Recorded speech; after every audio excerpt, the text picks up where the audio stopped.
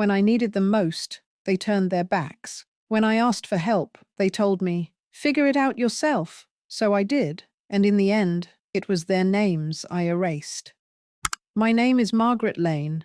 I'm 74 years old, and I've lived in the same quiet town in Ohio for most of my life. For 49 years, I was a wife to a good man, Harold, who passed away 6 years ago. Together we built a home, raised 2 children, and believed in the old-fashioned idea that family meant everything. I thought that if I worked hard, loved deeply, and gave selflessly, the loyalty would come back around when I needed it. But life has a way of teaching lessons the hard way. When Harold died, my world felt smaller, emptier. The house we had poured our energy into became too big for just me. Every corner carried echoes of him, his chair in the living room, his boots by the door, his laughter that used to fill Sunday mornings. I leaned on our children, Emily and Robert, in those early days, thinking grief might bring us closer. Instead, it showed me just how far they'd drifted away. I remember one afternoon clearly. I had slipped in the garden.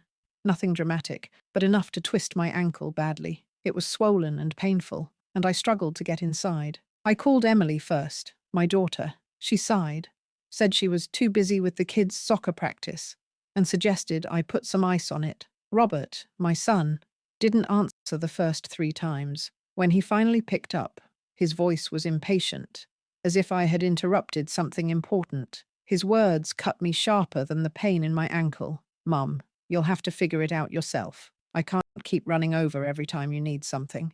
It wasn't the words alone. It was the tone, cold, detached, as though the years I spent raising them had faded into some inconvenient blur. That night, sitting with my ankle wrapped in a dish towel filled with melting ice cubes, I stared at the ceiling and thought about Harold. He used to say, "A family's true measure isn't in their words, but in what they do when you call." By that measure, mine had failed me. It wasn't just the ankle. There were other moments too, small in isolation, but heavy together. The light fixture in the kitchen buzzed and flickered for months, because Robert never found the time to change it, though he lived only 20 minutes away. Emily promised she'd help me sort through Harold's old workshop, but always cancelled at the last minute. They didn't see me as someone worth showing up for anymore. I was just an obligation.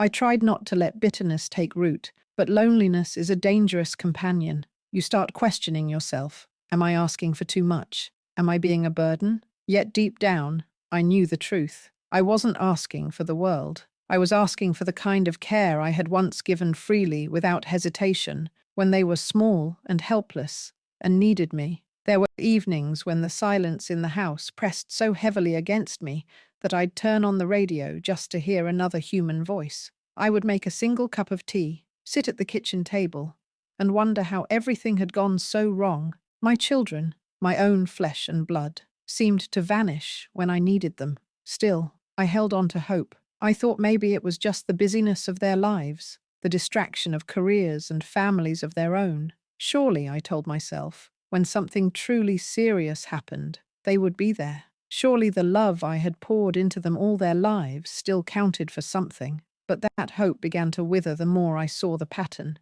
They wanted the holiday dinners, the gifts, the traditions I kept alive. But when it came to the ordinary burdens of aging, the rides to appointments, the small repairs, even just a phone call to check in, I was left to manage on my own. And so, the seed of something began to form inside me. It wasn't revenge, not yet. It was clarity, a recognition that blood may tie people together, but loyalty is proven in actions. I didn't know then how far things would go, or how the words, "figure it out yourself," would return to haunt them in ways they never expected. But I knew this. The day would come when they assumed I had left everything, the house, the savings, the heirlooms, in their hands. And when that day came, they would finally understand what it meant to be left with nothing. That day, as it turned out, would be the reading of my will. When I think back to the years when Emily and Robert were young, I can still feel the warmth of their little hands clutching mine. Our home was always full of noise. Harold hammering away in the garage, the kids chasing each other through the hallways, me in the kitchen trying to cook dinner while keeping everyone from breaking something. It wasn't always easy, but it was real. We were a family, We were supposed to always be there for each other. That's why it stung so sharply to see how quickly that bond unraveled as the years passed. It wasn't one single event. It was 1,000 tiny cuts. The first real sign came after Harold's funeral. I remember standing in the empty living room, the guests all gone, flowers starting to wilt, and I felt like the silence itself was crushing me. I had thought my children would stay the night, maybe even a few days, to help me adjust. Instead, Emily gave me a quick hug, said she had to get back to the kids, and left. Robert stood awkwardly in the doorway and muttered something about a big week at work, and then, just like that, they were gone. I sat there with Harold's folded flag in my lap, staring at the shadows on the wall, realizing that grief was a lonely road I would be walking mostly alone. At first, I tried to excuse them. They were busy, I told myself. They had families, jobs, responsibilities. But then came the little requests, moments when I reached out, not for comfort, but for the kind of help any child should gladly give. There was the time the furnace stopped working in the dead of winter. I called Robert, shivering under blankets, and asked if he could come take a look or recommend someone. His response was short. "Mum, I'm not a handyman. Call a professional." It wasn't the words themselves. It was the dismissal. No pause, no concern. Not even a promise to check in later to see if I'd managed. Then there was the time Emily came over for coffee. I mentioned gently that I was having trouble carrying laundry up and down the basement stairs. She barely looked up from her phone before saying, "Well, Mum, you're not getting any younger. Maybe you should hire someone to help around the house." I forced a laugh, but inside it felt like a punch. It wasn't advice. It was avoidance. Each time the sting grew sharper. Each time I felt a little more invisible. I still tried to be present for them. I baked cookies for Emily's kids, went to their school plays, mailed birthday cards with cash tucked inside. I sent Robert messages wishing him luck before his big presentations at work. I gave and gave and gave, but when I needed even the smallest thing in return, there was always some excuse. It's a strange feeling, to realize that the people you once would have walked through fire for now see you as a burden. I began to notice the shift in their tone. Conversations became shorter, almost rushed. Phone calls ended with a sigh if I lingered too long. I wasn't Mum anymore. I was an obligation on their checklist. One evening, I sat at the kitchen table after Emily had stopped by. She had left in a hurry, brushing off my request to help clean out Harold's workshop. I stared at the worn wood of the table, running my hand over the scratches Harold had left there from years of fixing everything under the sun. He had been the glue, I realized. He had been the one they looked up to, the one who kept the family orbit steady. And without him, they drifted, away from me, away from each other. I remember whispering into the quiet room, "What happened to us?" But the only answer was the hum of the refrigerator. The loneliness deepened. My days became a blur of routines, making tea, reading the paper, tending the garden. The world outside kept spinning, but mine felt like it had slowed to a crawl. I began to wonder if this was all I had left, fading into the background, while the very children I had raised barely noticed. It wasn't just neglect, it was erasure. Piece by piece they were erasing me from their lives.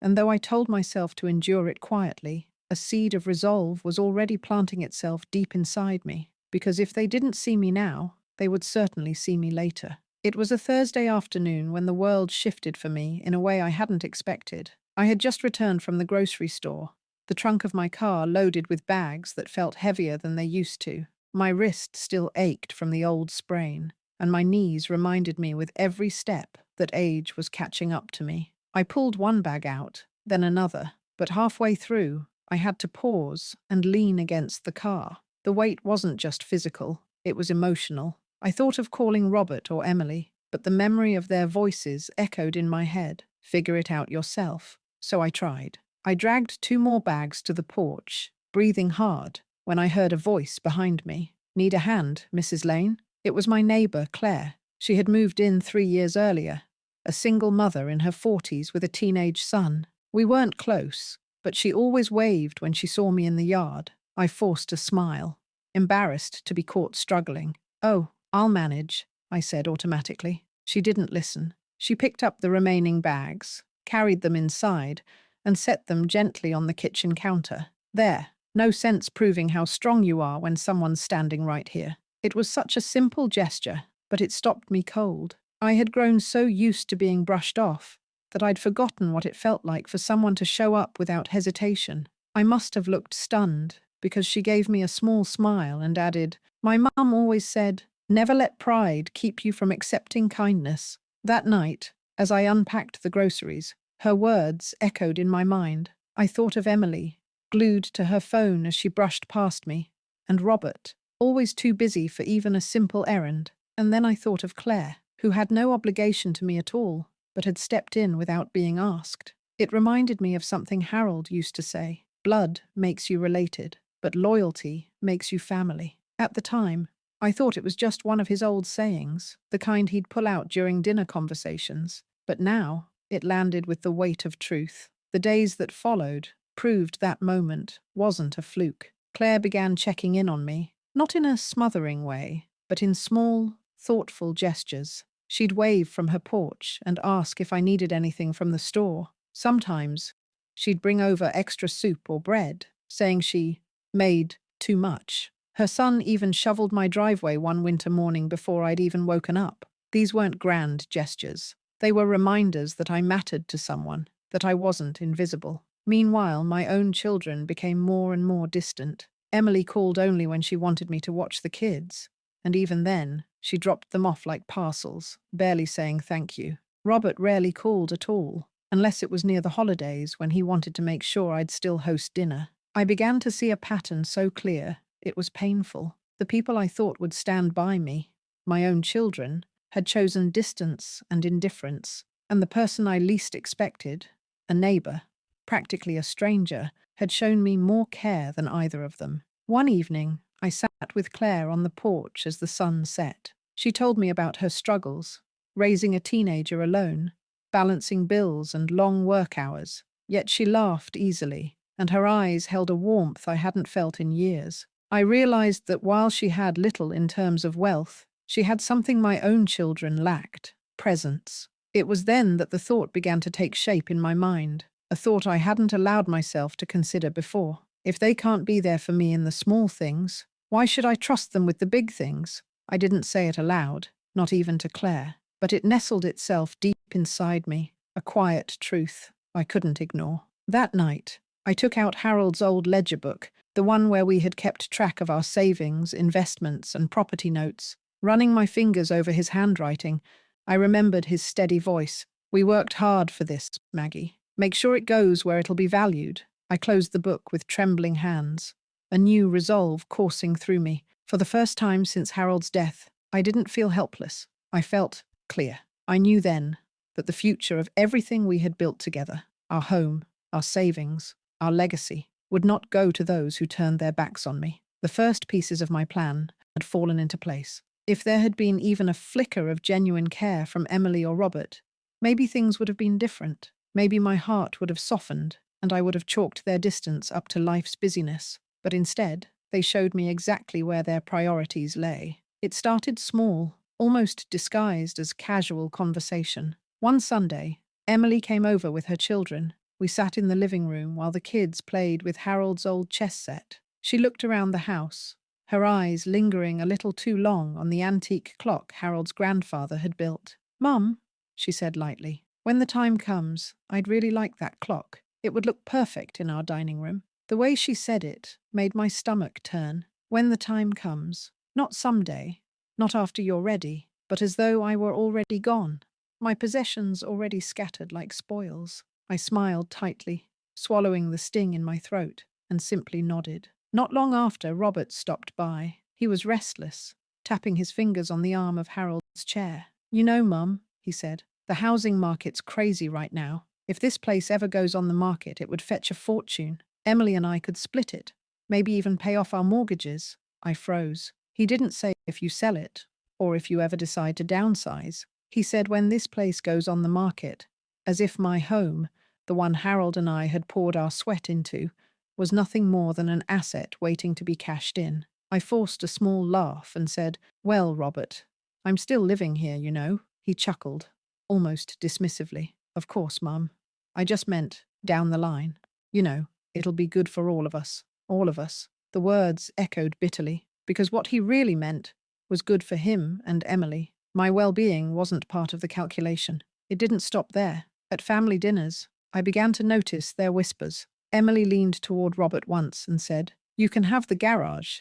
Dad's tools would just clutter my place." Robert shrugged, replying, "Fine, but I get the coin collection." They weren't dividing responsibilities. They were dividing me, piece by piece, like vultures circling a body not yet cold. I sat through it in silence, sipping tea, nodding when spoken to, but inside, the decision I had begun forming grew stronger. Their greed wasn't just insulting, it was clarifying. They weren't here for me. They were here for what I would leave behind. One evening after they left, I sat at the kitchen table with Harold's ledger open again. My hand hovered over the page, trembling slightly, and I whispered into the empty room, "You were right, Harold. Loyalty matters more than blood." The next morning, I called my lawyer, Mr. Avery. His voice was calm and steady, the way it always was. "Mrs. Lane," he said, "I'll set aside time for you tomorrow. Bring whatever documents you want updated." Walking into his office the next day, I felt both nervous and empowered.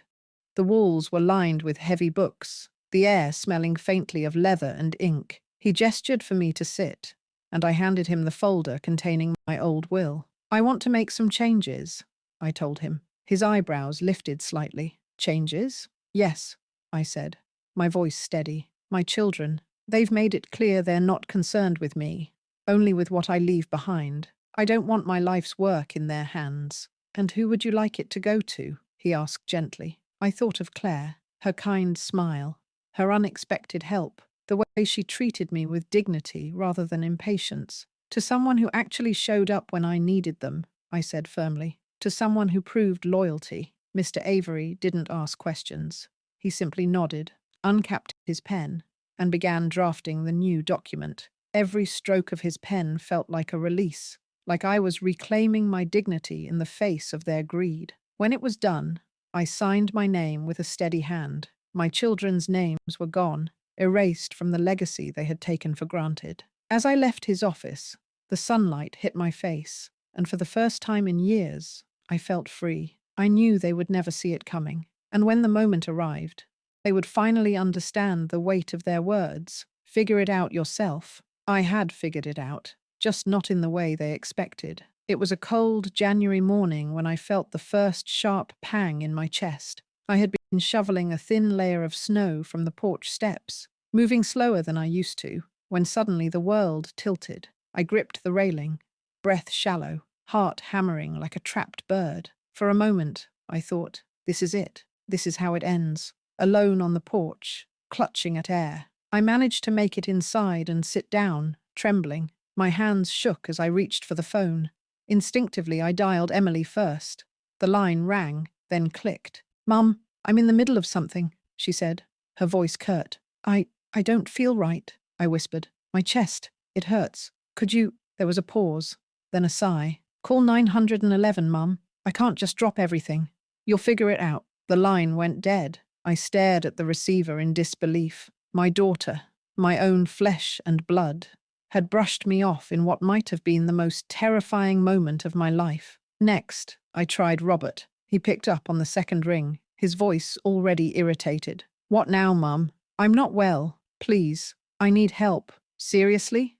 I've got a meeting in 10 minutes. Call an ambulance. That's what they're for." And then he, too, hung up. My chest still ached, though less severely. My hands shook, not just from fear, but from the realization that in my darkest moment, I had been abandoned, not by strangers, but by the very children I had carried, fed, and loved into adulthood. I dialed 911. Within minutes, paramedics were at my door, calm and efficient. They lifted me gently onto a stretcher, their voices firm but kind. At the hospital, doctors ran tests. It wasn't a full heart attack, just a scare. Angina, they called it, a warning sign. But the greater wound was not physical, it was emotional, carved deep by neglect, sharper than any scalpel. When I woke in the hospital bed later that evening, I half expected to see Emily or Robert sitting beside me, guilt on their faces. Instead, I saw Claire, my neighbour, her hands folded in her lap. "I came as soon as I heard," she said softly. "The paramedics left the door open. I locked it for you. I brought your things." She gestured to the bag she'd packed for me. Robe, slippers, even my reading glasses. I blinked back tears. "You didn't have to." "Of course I did," she said firmly. "You'd have done the same for me." And she was right. That was the point. Family, or the people who chose to be family, showed up when it mattered. My children hadn't. Over the next 2 days, as I rested in the hospital, I waited for a call, a visit, a text. Nothing came. Not from Emily, not from Robert. The silence was deafening. By the time I returned home, escorted kindly by Claire, something inside me had hardened. The doubt, the hesitation, the tiny voice that still whispered, "Maybe they'll change." It was gone. I sat at my kitchen table that evening, staring at the new will Mr. Avery had prepared, and I felt an odd sense of calm. There would be no turning back. I had given them every chance. I had forgiven their small failures, excused their neglect, overlooked their greed. But this was the breaking point. I thought of Harold then, his steady voice echoing in my memory. "Don't leave your legacy in the hands of those who'll squander it, Maggie. Leave it where it'll mean something." So I did. I signed the final copy of the will with a steady hand, sealing their fate with ink. The irony wasn't lost on me. When I had asked them for help, they had told me to figure it out myself, and so I had, deciding quietly but firmly that when the time came, they would inherit nothing. They wouldn't know it yet, of course. They would only discover the truth at the reading of my will. And when that moment came, it wouldn't just be about money or property. It would be about justice. I folded the document carefully and placed it back in the envelope. The storm was coming, and for once, I didn't dread it. The day of the will reading arrived with the weight of inevitability. I had imagined it so many times in my head, the looks on their faces, the murmurs of the relatives, the moment when the truth would finally drop like a stone into still water.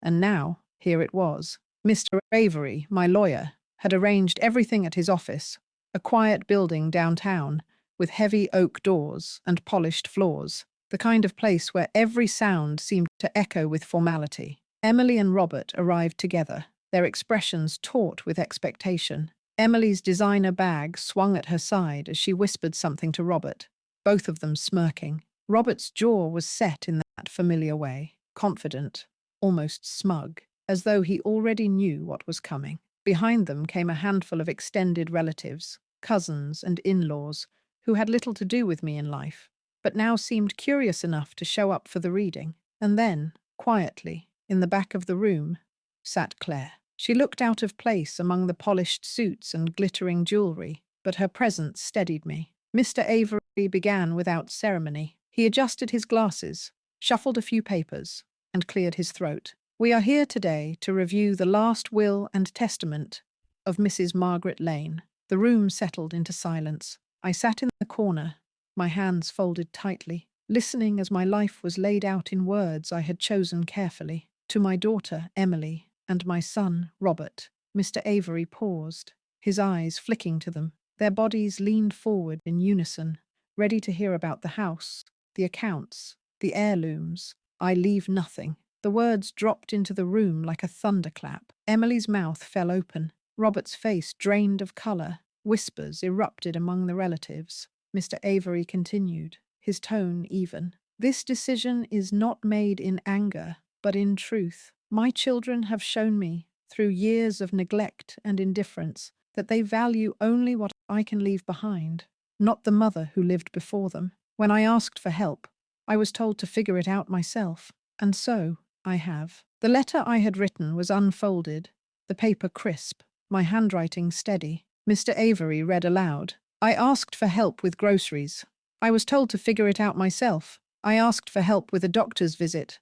I was told to figure it out myself. When I called, frightened, clutching my chest, I was told to figure it out myself. So I did. I figured out who my true family was, and it was not my children." Gasps rippled through the room. Emily's face twisted in disbelief, her voice sharp as a blade. "What is this? Some kind of joke?" Robert slammed his hand on the table. "This isn't right. We're her children." But Mr. Avery remained calm. "The will is legal, signed, and witnessed. Your mother's wishes are final." He read on. To my neighbour, Claire Johnson, who showed me more loyalty and compassion than my own children, I leave my home, my savings, and the heirlooms of my family. She did not ask for these things, nor expect them, but she earned them in the ways that matter most, through presence, kindness, and love. Claire's eyes widened, her hand flying to her mouth. "Oh my goodness," she whispered, tears welling. She looked utterly shocked, as though the weight of the inheritance was too heavy to even comprehend. Emily stood abruptly, pointing a trembling finger at her. "You manipulated her? You turned her against us?" Claire shook her head, her voice barely audible. I never asked for anything. I just helped," Mr. Avery interjected firmly. "The will was updated months before Mrs. Lane's passing health scare. I oversaw it myself. There was no coercion, no pressure. These were her independent, deliberate decisions." The room erupted into chaos. Relatives whispering, Emily shouting, Robert pacing furiously. But I sat still, calm, in a way I hadn't felt in years. For once, their words didn't pierce me. Their anger, their disbelief. It wasn't mine to carry anymore. They had made their choices long ago, when they told me to figure it out myself, and now they were living with the result. The moment Mr. Avery finished speaking, the room fractured like glass under pressure. Emily was the first to erupt. She shoved her chair back with such force that it scraped loudly against the polished floor. "This is unbelievable," she cried, her voice trembling with rage. "After everything we've done for you, this is how you repay us? By giving it all to a stranger?" I sat quietly, my hands folded in my lap. Everything in me wanted to answer, but I knew this wasn't my time to speak. The truth was already written into every word Mr. Avery had read aloud. Robert's reaction was different, but no less venomous. He stood, pacing like a caged animal, running his hand through his hair. His voice was low, almost a growl. "This can't be legal. We'll contest it. We'll take it to court. There's no way she—" He stopped, catching himself, then jabbed a finger toward Claire. "She put you up to this, didn't she? You fed her lies until she turned against us." Claire, sitting pale and shaken, shook her head slowly. "No, I never asked for anything. I only helped when she needed it." But Emily wasn't listening. She leaned across the table, her face flushed with fury. "You don't deserve a dime. You're nothing but a neighbor. We're her children. Blood should mean something." Mr. Avery's voice cut through the chaos like a gavel, calm, firm, undeniable. "Blood does not override intent. Your mother made her wishes clear, and the law supports them. Contesting this will only waste your time and money." The room fell into a tense silence. I watched Emily sink back into her chair, her eyes brimming with tears, not of grief, but of outrage. Robert stood stiffly, fists clenched, his face a mask of betrayal. They looked less like children who had lost a mother and more like heirs denied their prize. It was then I felt a strange mix of sorrow and release. Sorrow because these were my children, the ones I had carried, raised, and loved with every fiber of my being. Release because finally I no longer had to pretend. I no longer had to excuse their neglect or make excuses for their absence. The truth was laid bare for all to see. Mr. Avery folded the papers neatly, tapping them into order. "Unless there are further questions, that concludes the reading." Robert muttered something under his breath and stormed out, slamming the door so hard the glass rattled. Emily lingered for a moment, her eyes boring into me with a mixture of fury and disbelief. "You'll regret this," she spat. Then she turned sharply on her heel and followed her brother. The relatives, suddenly uncomfortable, murmured excuses and slipped out one by one. Their curiosity satisfied, they had no reason to linger. That left only Claire and me. She sat frozen, her eyes still wide, her hands trembling slightly. Finally, she whispered, "I don't understand. Why would you— Why me?" I turned to her, my voice steady, though my heart swelled with emotion. "Because when I called for help, you answered. When I needed someone, you came. You didn't do it for money or out of obligation. You did it because you cared. That means more to me than blood ever did." Her eyes filled with tears. "But it's too much, Margaret. The house, the savings. I could never—" I reached across the table, placing my hand gently over hers. "It's not too much. It's exactly right. You gave me dignity when others gave me excuses. That is worth everything." For the first time in years, I felt peace settle over me. The storm had passed, leaving clarity in its wake. My children's anger, their threats, their accusations, it was noise. The truth was simple. I had chosen where my legacy would go, and it was exactly where it belonged. As Claire helped me gather my things, I glanced once more at the empty doorway where Emily and Robert had stood, demanding, shouting, furious. A part of me grieved for the family I had lost long before this day, but a greater part of me felt free. Free of their entitlement, free of their coldness, free of their judgment. I walked out of that office with my head held high, not because I had punished them, but because I had finally given myself the justice they refused to give me. That evening, after the will reading, I sat in my quiet kitchen with a cup of tea cooling between my hands.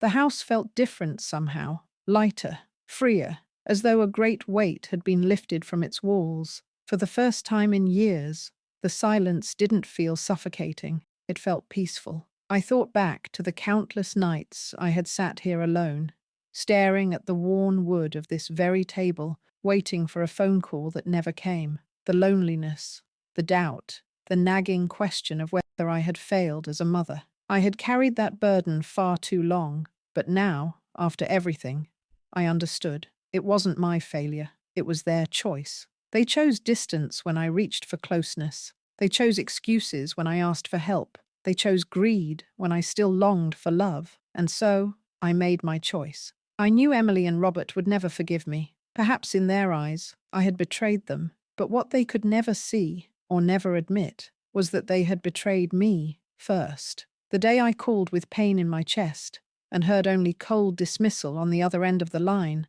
was the day I stopped waiting for their love to return. Instead, I found it elsewhere, in the kindness of a neighbor who saw me not as a burden, but as a person worth showing up for. Loyalty, I learned, doesn't come from bloodlines, it comes from actions. Some might say I was harsh, that I should have left something for my children out of obligation or tradition. But I ask, what is tradition worth when it is hollow? What is obligation when it is never returned? I didn't strip them of an inheritance. They stripped themselves of it, one neglectful moment at a time. I thought of Harold then, his voice echoing in memory. Make sure it goes where it'll be valued, Maggie. I smiled through my tears, whispering into the empty room. I did, Harold, I did. The truth is, I never wanted revenge.